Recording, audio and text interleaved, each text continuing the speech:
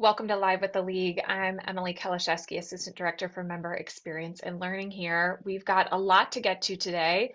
If you're watching live, please feel free to drop your questions in the chat or Q&A box. We'll answer as many of those as we can throughout the show. We're going to get right into our policy and advocacy update with John Lamacchia and Jen Rigtrank from the League's State and Federal Affairs team. We're jumping right into this. So let's start, John. The League recently testified on a package of property tax reform bills. What are these bills trying to do, and what concerns does the League have? Yeah, thanks, Emily, and good afternoon officially now, everybody. Happy to join you on this Monday, and a lot going on. And I'm actually in our Ann Arbor office today, and so if you hear that clapping in the background, there's a few people around. They're all clapping because we're about to kill it on housing, so they know what's going on. But on the property tax reform piece, there was a committee hearing the other day in House Government Operations Committee. They are looking at the House Republicans' property tax reform proposal, dealing with several different things. But at the core of that proposal is a few main things. One is the elimination of the state education tax. Two is the elimination of the state real estate transfer tax. The elimination of all personal property taxes in the state, or remaining PPT in this state. And then they are proposing a replacement revenue stream of a new sales tax on services. Now, those services have yet to been identified. And actually, when they had a committee hearing last week, that particular bill was not up. Now, all of these things are tied to a constitutional amendment that deals with the elimination of the pop-up. Now, while the elimination of the pop-up doesn't have a set revenue impact, from a fiscal standpoint, I will say, we know it has a direct revenue impact to our local municipalities going forward. But unlike the state education tax, where we know exactly how much is being collected right now, we know exactly how much PPT is being collected right now and how much of the real estate transfer tax is being collected. That future collection of revenue we would gain on the pop-ups unknown, but we can estimate that it is significant. Fiscal agencies have sort of stated as such. Overall, it's about a $5 billion property tax reduction proposal. And the thought is you could get to $5 billion in services tax, but that's going to be difficult, and probably why we haven't seen it yet. So we were not given the opportunity to testify last week. That's really because they ran out of time. We will be able to testify again, but the bills are not on the committee agenda this week. There's a chance that they could be added, but right now we are prepping for the fact that they won't be, but likely to come up soon. So just one to watch as things continue to progress. Yeah, definitely one to watch, one that's going to be, if it was to pass in the form, and I don't think that that is necessarily going to happen, right? It would be extremely impactful to local government. But at the same time, it needs to be negotiated in the Senate. It needs to be negotiated with the governor. The governor has a very slim property tax reform proposal dealing with a $90 million property tax reduction to senior citizens. The Senate has something slightly more expansive, which is to the tune of about $300 million, which is to expand the property tax credit, the homestead property tax credit that's currently given by the state right now. So very, very different and competing proposals, things that will likely become part of the budget negotiation, as the speaker said the other day, and something that we are watching very closely and taking very, very seriously at this time. Thanks, John. I want to shift right away into housing because that is the major conversation that's at play right now. Jen, let's start with you. What's the latest conversation around housing, the proposals happening at the capitals right now? Sure, Emily. So on Wednesday afternoon, a posting went out for the House Government Operations Committee, and there is a hearing at 9 a.m. this Thursday for the zoning preemption bills that have been deemed housing readiness that we have been opposing and pushing back on. That's House Bill 5529 through 5532 and 5581 through 5585.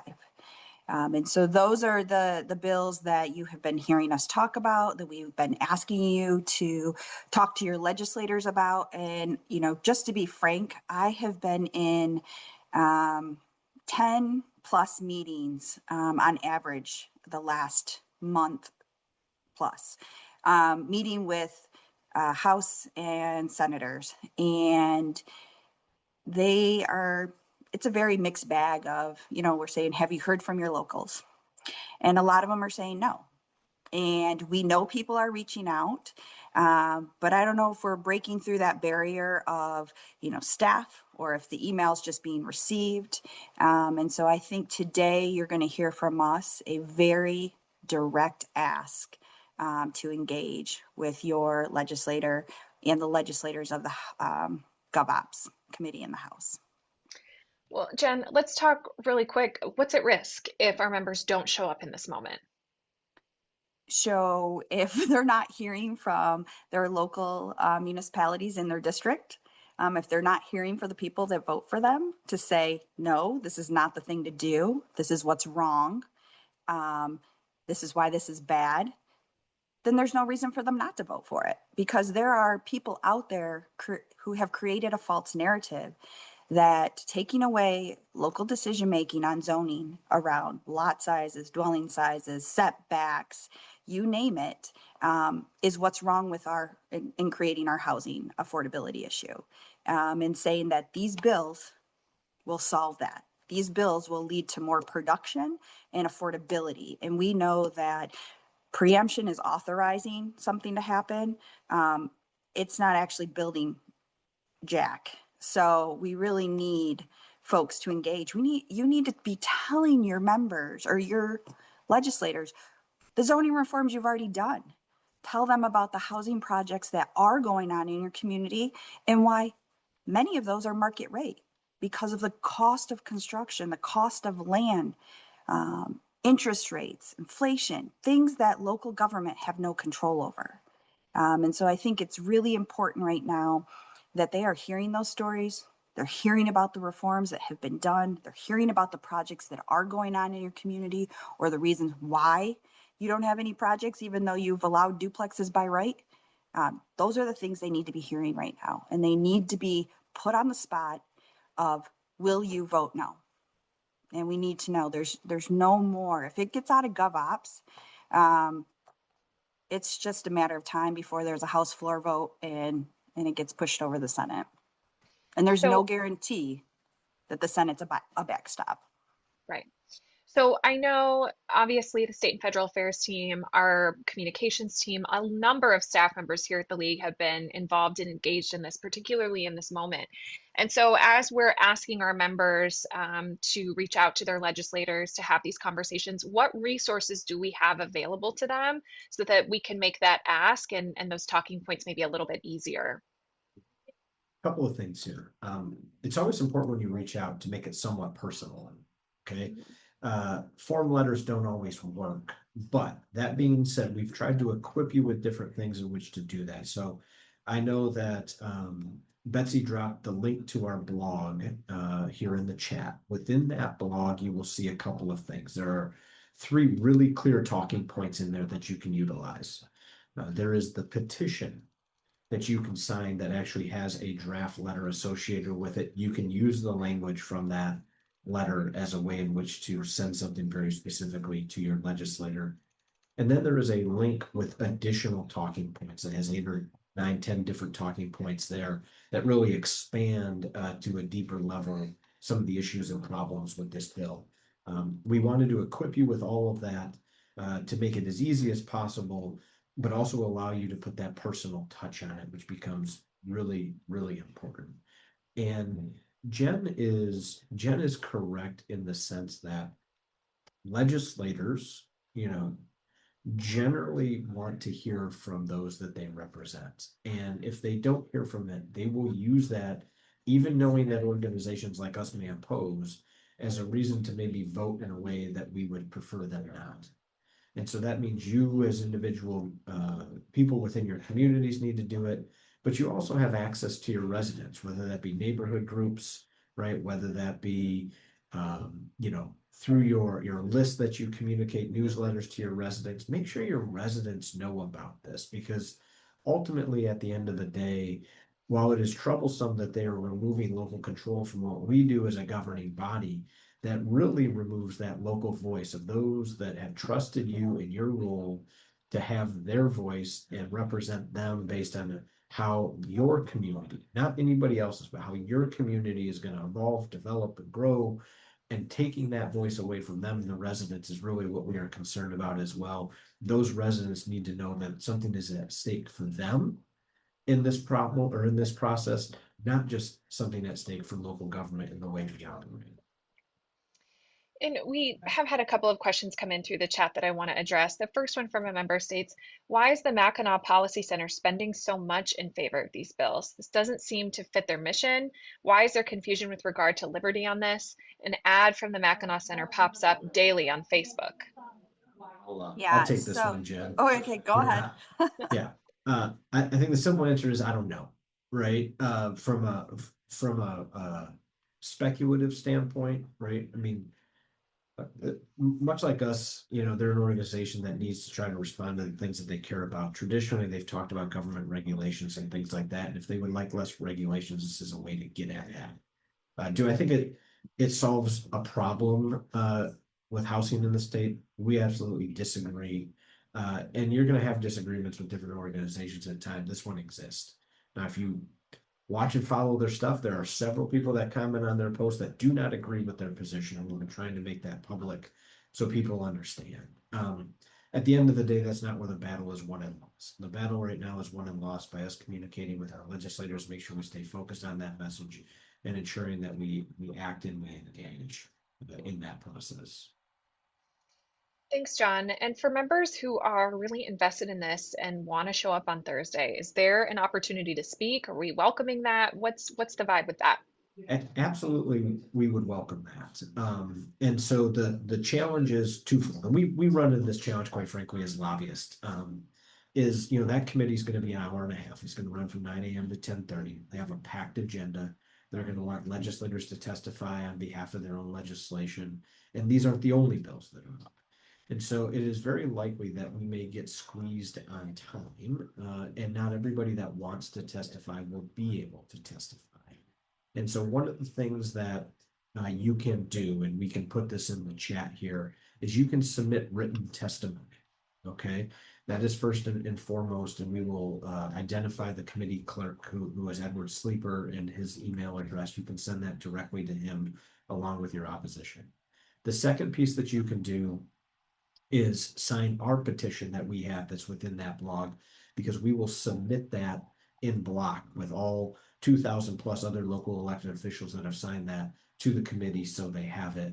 And then the final thing that you can do is still show up, right?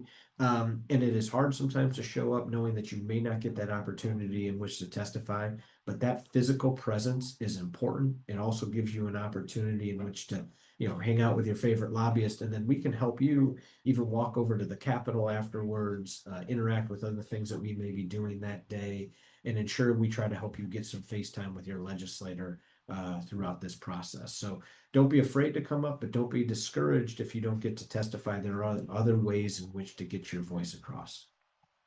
Well, and John, just to kind of reiterate, I mean, putting your testimony of what you want to say in a written form, even if you come up so that you can turn it in, making sure it gets part of the official record. If you're comfortable, copying or blind copying us on that, so we also can follow up with those legislators saying we know that these communities within your district have reached out. Those are all helpful things. I think the presence to show the breadth of opposition is very important. But again, the reality is very few are going to get to testify, most likely because of the packed agenda. And if you were able to testify, you're going to need to have whatever you're going to say down to 3 minutes or less. And so really looking at what are you wanting the legislators or those committee members to walk away with, you having heard you. So just kind of, if you want to be here, we want you to be here. Even if you don't want to testify, but you still want to turn out. And then maybe, like John said, pull your member off the floor, let them know you're in Lansing. We are highly encouraging that. Yeah, I mean, there's nothing like a packed committee room, a packed overflow room, people standing in the hallways, down in the House office building lobby, you know, sort of mingling around. Those are all very physical signs that legislators have to see, they have to navigate and negotiate, you know, just simply walking through. And so it's really important from that perspective, and obviously grateful on our end for anybody willing to do that and participate with us. Absolutely. All right, now's the time to show up, folks. And I know that we will be sending out additional communications as the week continues with resources and things that can be helpful here. Emily, So, can I have one more thing? yeah. You don't mind? I will say this, right? Because we are at a very intense moment in this fight right now. Um, and we don't know what's going to happen on Thursday or next week. And there may be a point in time when maybe these bills move forward to the next step. And I think at that point, we just have to recognize it for what it is, just a next step.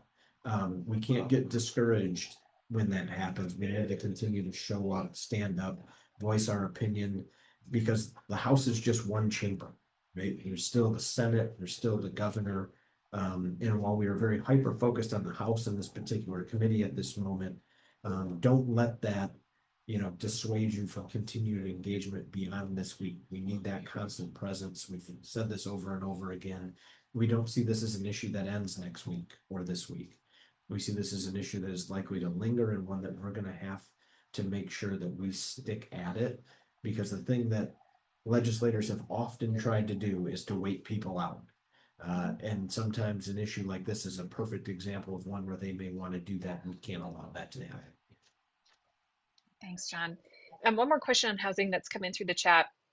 What's the difference between state housing and zoning and grants with MSHDA housing readiness grant? So the MSHDA Housing Readiness Grants, was money that we worked hard to get into the budget for a few years. It's not in this current fiscal year budget that we're operating under. It's not proposed for next year's. And so that money has been all doled out or granted out. Over 200 municipalities across the state received those grants and are either completing that work or working through completing that work. I think everything needs to be done at the latest, before the end of this year. A lot of folks completed their grants in the beginning of this year.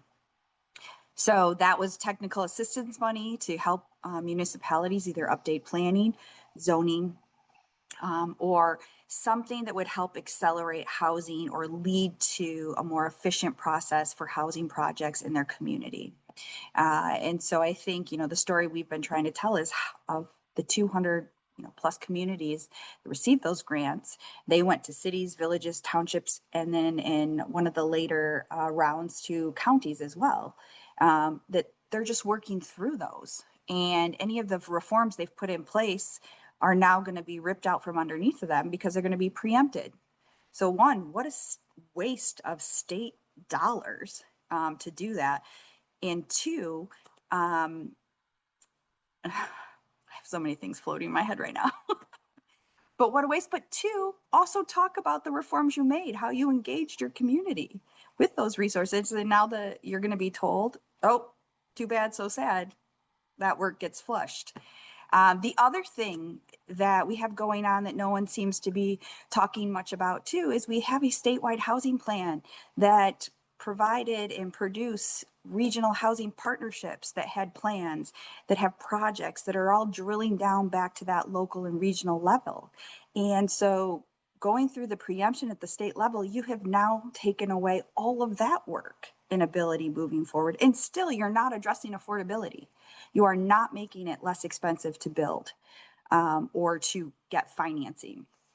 And so those are the things that legislators need to talk about. So as in the question, it said other state grants.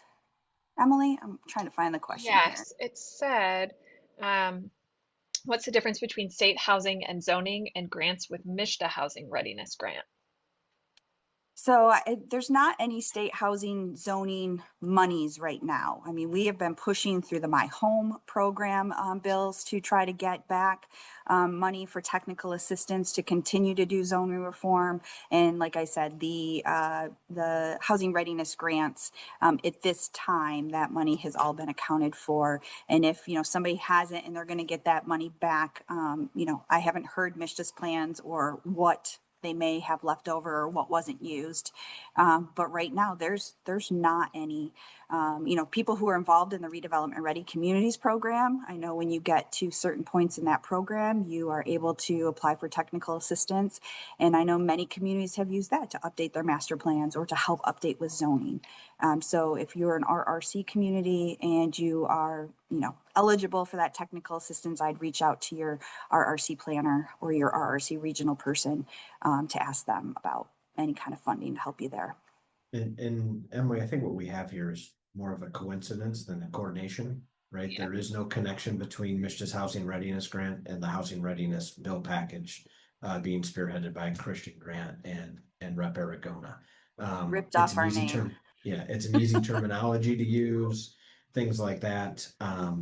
But they are two very separate things. And as Jen had mentioned, the housing readiness stuff through Michigan is a program that is done and subscribed to and expended those funds.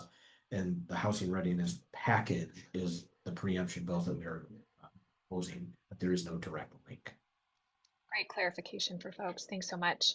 I do want to transition out of housing because there is an update that I think might be a little bit more uplifting.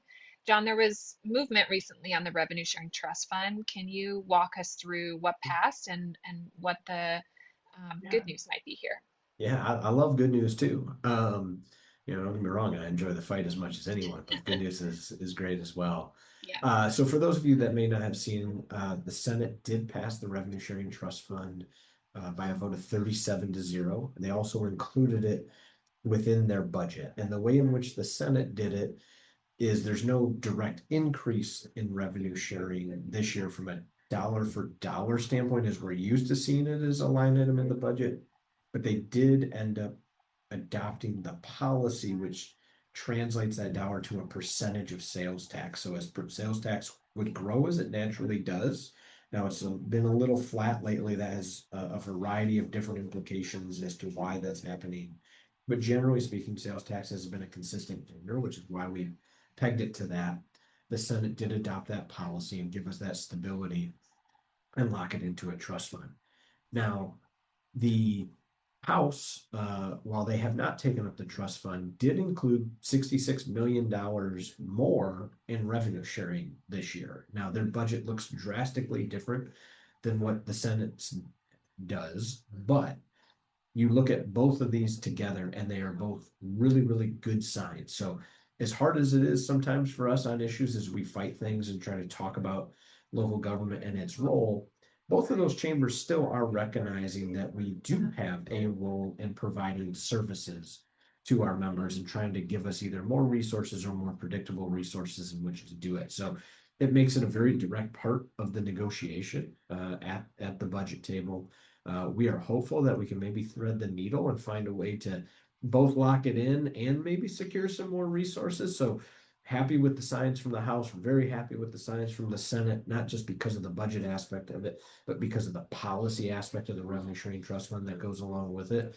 And now the fun begins as we sit, less than 60 days away from the statutory deadline of when the budget should pass. And every indication is right now that they are still moving on that timeline to get this done before July 1st. And we will be working within that same timeline of trying to secure stable, predictable resources for local government and lock in that revenue sharing trust fund. Thanks, John. Jen, I do want to zoom in on that budget process a little bit while we're talking about it. Where are we currently at, and what timeline should local officials be paying attention to over the next few weeks as some of those deadlines loom? Yeah, so House and Senate, both respectively of passing their budgets. And now we are leading up to Mackinac at the end of the Detroit Policy Conference at the end of the month. And so we anticipate, those conversations are going to continue to go on. Some of the things that will be happening now is the negotiation of, where people stand on what and what they're willing to give up to get something that they really want. So it's unpredictable in that sense. But we do believe, this being an election year, they get that budget done. They head into summer, being able to say the budget's done and go from there. And so it is important, especially if you run into your senator in thanking them for their vote on the revenue sharing trust fund and moving that with the Senate budget proposal, because, I think that was the only thing that was unanimous on, on anything that was being worked on within the budget at that time too. So, we'll continue to update you as things go in. But right now it's really going to be the executive office team with the budget office leadership, the approach chairs in both chambers, really getting into a room and really then sitting there and hashing things out. I think at the end of this week, John, we have the consensus revenue estimating conference. We'll see where the numbers are and what they're estimating there. So I think once we have that, you'll start to see things progress. Thanks, Jen. All right, one more issue we've had our eye on. Last time we touched briefly on this, the oath of office issue. John, any update there? Anything local officials should keep in mind? Yeah, I know Dave had mentioned that. I think we're getting closer and closer to a resolution. So the House took up a couple of bills, which is going to give the Senate an opportunity to take up a couple more of those bills and find a way to make this thing bipartisan at the end of the day. No direct update in terms of timeline, but we know this is an issue that we're dealing with coming out of the constitutional amendment. We know it was something we had hoped that we could get solved towards the end of session last time, and something we've been working towards, now. And with elections upcoming, we're very, I think, hopeful right now that we're going to find a resolution to this. And so we'll see, but stay tuned for more updates on that. Thanks, John. All right, before we transition into closing this out, anything I've missed? We've talked about a lot today. Just one final piece from me, and it's actually another preemption issue dealing with single haulers for your trash collection. There are several communities that look at that as a model. Recently, there was a piece of legislation introduced, House Bill 5167, that would essentially take this issue, and if you wanted to go to a single hauler, you would have to put that before a vote of the people. We are opposed to this piece of legislation. We really think under the essence of local control, communities should be able to negotiate these contracts if they think that they can get the best deal for their members, their residents, that they can. That this is exactly why our local governing bodies are in place. And so let's allow them to do that. Let's allow them to make decisions on behalf of what they believe is best for their residents. And then let's let the residents weigh in through the processes that they have available to them right now. Either that's through the election of those individuals that sit on those boards, or through the process which we are allowed in which to challenge those should we disagree. And so we think there are plenty of mechanisms and safeguards in place to allow us to handle that appropriately, and we're going to continue to oppose that piece of legislation going forward. But it is one for our communities to pay attention to. And again, I'm not asking you to divide your attention this week, but just know that that's out there, and at some point we may need you to weigh in more directly on it. Emily, before we go, I want to just give a quick update on the sunset extensions for PA 210 and 255. I know everybody is still, the Commercial Redevelopment and Commercial Rehabilitation Acts sunsetted the last year. We're trying to get those reauthorized. Please know that is still a top priority. We are still pushing for that. There is still zero movement. And so, again, these are things that the legislature could be focusing on in the House instead of the preemption bills. But I didn't want us to get done here without mentioning, unfortunately, the update is no update, but no, we are still pushing for that. We are still collecting information on projects that are stalled, and encouraging, our members working hand in hand with those project leads, whether they are a developer or business, to actually reach out to the legislators, in your community or for your district, and let them know about your story and about how, your project is stalled. So I just wanted to say we're still working on that. We're still pushing for that, especially knowing that we're going to have OPRA, PA 146, the Obsolete Property Rehabilitation Act, that sunsets at the end of this year too. And those are huge tools for our members. Absolutely. All right, we've given the marching orders. Housing is priority number one. You will be hearing from us if you're subscribed to our emails. If you're not subscribed to our emails, now would be a good time to go ahead and get yourself signed up for that. Before we wrap up, a few other reminders for everyone. Our upcoming Elected Officials Academy Core Summit and the Advanced Summit on Trust and Effective Engagement are happening May 15th and 16th. That's this Friday and Saturday in Bay City. This is a great opportunity to continue your professional development and connect with elected leaders from around the state. The Core Summit is worth 8 core credits that are required to complete level 1, while the Advanced Summit offers 9 elective credits to help you continue leveling up in the program. Online registration is closed, but we may have some on-site registration. So if you're interested in that, you can drop us an email, give us a call, or we will see you in Bay City. And our final reminder, applications are open for the 2026 Women's Municipal Leadership Program, which is the cornerstone of the League 1650 project. This program is designed for women interested into growing in municipal leadership roles and offers a unique combination of instruction, coaching, peer connection, and practical leadership application. Those applications are open and they are due this Friday, May 15th. So we encourage you to learn more and apply. Thanks so much for tuning in. We'll see you next time on Live with the League. Have a great week.